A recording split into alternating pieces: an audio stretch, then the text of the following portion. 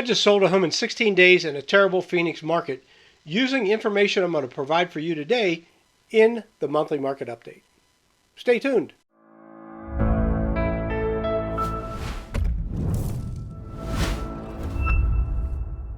This was a few days later than previously because we had to wait for the Fed to determine if and how much they were going to cut interest rates and to find out if that had any effect on mortgages. And like every month, the first thing we'll look at are those mortgage rates. Hey, remember when the Federal Reserve cut rates around the 17th of September? Well, what happened to mortgage interest rates? They actually went up. We've seen this in the past. This is not uncommon where the rates go up. It depends on not only the Fed cutting their lending rate, which doesn't really affect mortgages. It affects more like credit cards and auto loans. But what they talk about in the economy sometimes triggers directionality for mortgages. And so they've gone up again. Without getting too far into the weeds, we can see that they've flattened out here at about 6.37 to 6.4%. So if you're looking for the Fed to make a difference in mortgage rates, a lot of times it's hit or miss. The only thing you really have to look for when shopping for mortgage rates are when they take these significant dips. And this is from the first of the year.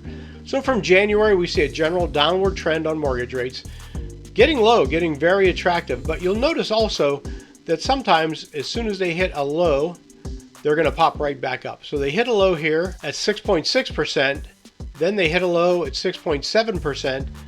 Then they hit a low right about here at 6.53. And then we really had a nice downward trend. So we're in the low sixes until the Fed announcement, and it popped back up again. Now, some of you might take a close look at this bottom chart. This is historically the averages over years, and you can see this downward trend all the way till we got past the pandemic when we had artificially low mortgage rates. And we came back up just about to what the average was in the 2000s. But even before that, if we click way back here in the 1980s, I don't know if anybody remembers this, back when we had serious stagflation. So if you're complaining about today's rates, yeah, they've been worse. Some people took advantage of that drop down to 6.12% for 30 years and even lower for FHA. Resi Club Analytics, very important source of information for me, and if you're interested in real estate and watching the market, may be a good place for you to subscribe as well. Notice that mortgage refinancing hit the highest level since March of 2022. Believe it or not, you'd think that a lot of people have those 3 and maybe 4% 30-year mortgage rates and they don't need to refinance. But some people, slipped in at the end there. They got caught when the rates went up. They were in the middle of a deal or they closed with a higher interest rate. You can see the mortgage refinance index. Now the index itself is here, and you can zoom in and see that this historically normal level is between about 1,500 and just shy of 3,000. That's the historically normal level for the index. It doesn't mean the number of people. This index measures percentiles. You can also see historically soft level of refinancing over the last few years because people had some pretty good deals from the pandemic. So there was not a lot of refinancing going on, but we just crested for this September into that historically normal range. First time we've done that, again, since March of 2022, but also even before that in September, same week of the month, year over year over year, you'll see the indexes. So if you needed to refinance down to a lower rate, if you were in a sevens or if you were in an ARM, if you're in an adjustable rate mortgage and you wanted to get out of that mortgage, we see people making their way in there. The only real advice I can give you on this is don't try to time the market. Don't try to wait for it to keep dropping and dropping and dropping, because as you can see, even after the Fed lowered the rate, interest rates went back up again. Find a rate that's suitable for you, something you can live with. And the only way to do that is consult with a lender to find out, your financial status and what you can afford at any given time. Most of these lenders, my lenders, are free to do an evaluation for you to find out what you qualify for. And if you see a little drop and you want to take advantage of that, maybe you can strike when that iron's hot, as the saying goes. But trying to time it, as you can see, they are up by about 20 basis points. So the advice again, become informed by talking with a lender to find out what you qualify for at the current interest rates. And if they go lower, that's a benefit. If they go higher, then you still don't have to buy, but you know what the impact will be on your budget. And if you're worried about that affecting your credit score, many lenders can do a soft evaluation, so it's not a hard evaluation where it hits on your credit report or anything like that. But ask the lender first, though, if they can do one that doesn't impact your credit rating. So next, let's check out the Phoenix market and find out what's happening here. So remember, these are from August, so we get this data shows us what's been trending. We see the median sales price at $440, the average sale price at $559. Median again is, if you stack them all up, the one right in the middle, which is right on track with pretty much the predictions that Armless had for August. New list price is $460 and average new list price at $629. So you see an average upward trend month over month from $559 to $629, pretty significant. We also see this in the new list prices at $460, but that doesn't mean that's what they're going to sell for. So take a look at the new listing summary to see what caused that increase in prices. And you can see the average price per square foot has gone up significantly. Even the median price per square foot has gone up a little bit. Hasn't quite reached back to January 2025, but it's getting close there on that median price per square foot. And again, in this chart, you can see that exact same movement over the last 24 months. Average, black, median, red.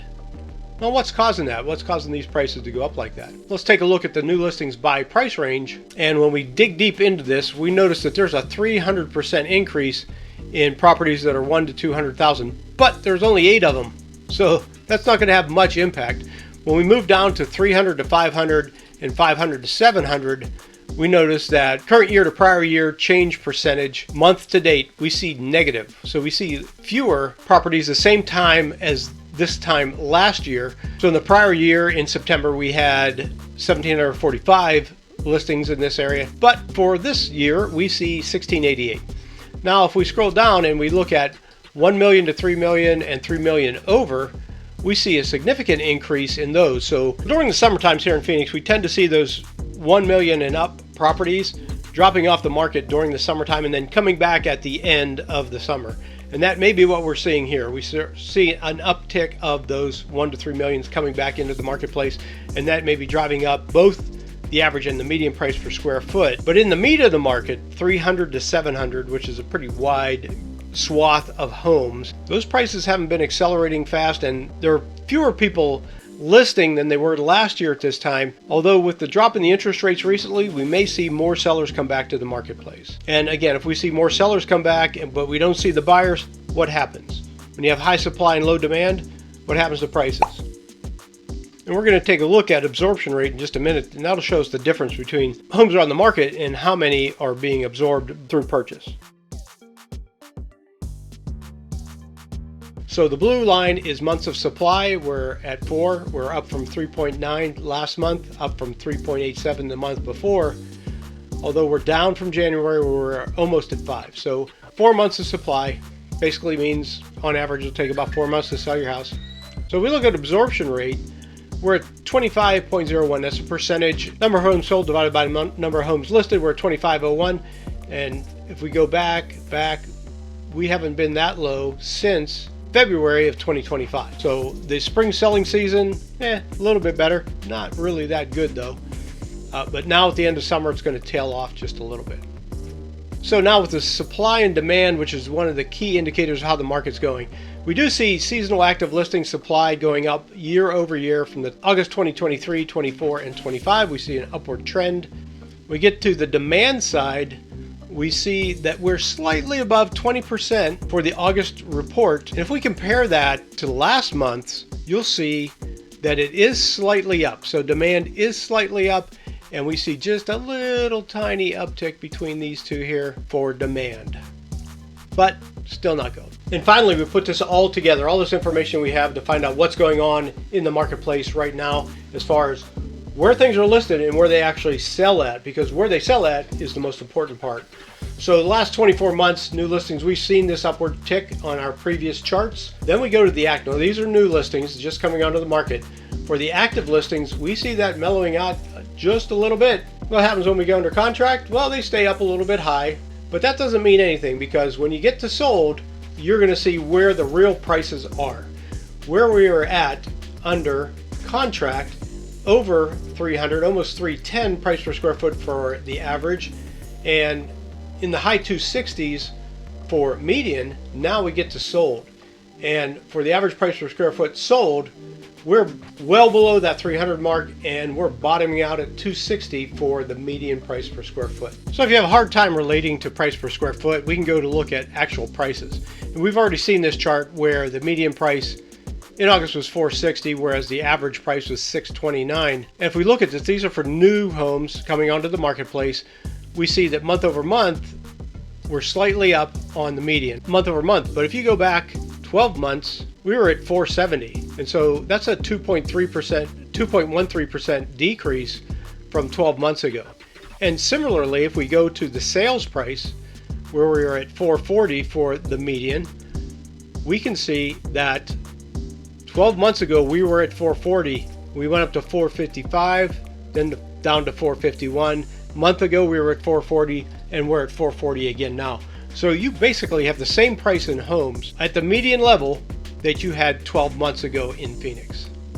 That's a flat market. Days on market has gone up as well. If we look back to a year ago, back in August of 2024, we see 53 days on market for the median. Now we're at 66, and the average is 86. So to sum it all up, days on market are up, prices are flat. The key thing in this market is right pricing your home. We just accepted an offer on a home that I had listed for 16 days. Not 60 days, but 16 days. Why? I had great sellers, knew the value, listened to the advice I gave them on the pricing, and they were able to outpace everybody in their neighborhood. There were homes on the market there for 120 days. There was one for 270 days. The average on there was about 60 days. But we were at 16, and they got the price that they wanted, the price that they realized after we did all the market analysis. I showed what was going on in the marketplace. They were very accepting of that data. Data is king. And so we hope to close on October 13th, knock wood. But we'll see what happens. I mean, it's a very skittish market out there. People are sometimes worried about, not getting the value they want, and they worry about whether interest rates are going to drop again and they're going to miss out. Again, from the beginning, what I told you in this monthly market update, it's not about where you think those market rates are going to go. It's what can fit into your budget, because you may be missing out on an opportunity to find a home that you love at a price you can afford, both in the resale area and for the offers being generated in new home sales right now. I did a video on new home sales a little while ago. You can see it here or here. Somewhere up there you'll see it. Give you options. And that's why realtors do what we do. We want to give you options. We want to help you find the right fit for you in a place that you'll love, and you'll also be able to build some equity, some ownership, some generational wealth in the greatest country on the planet.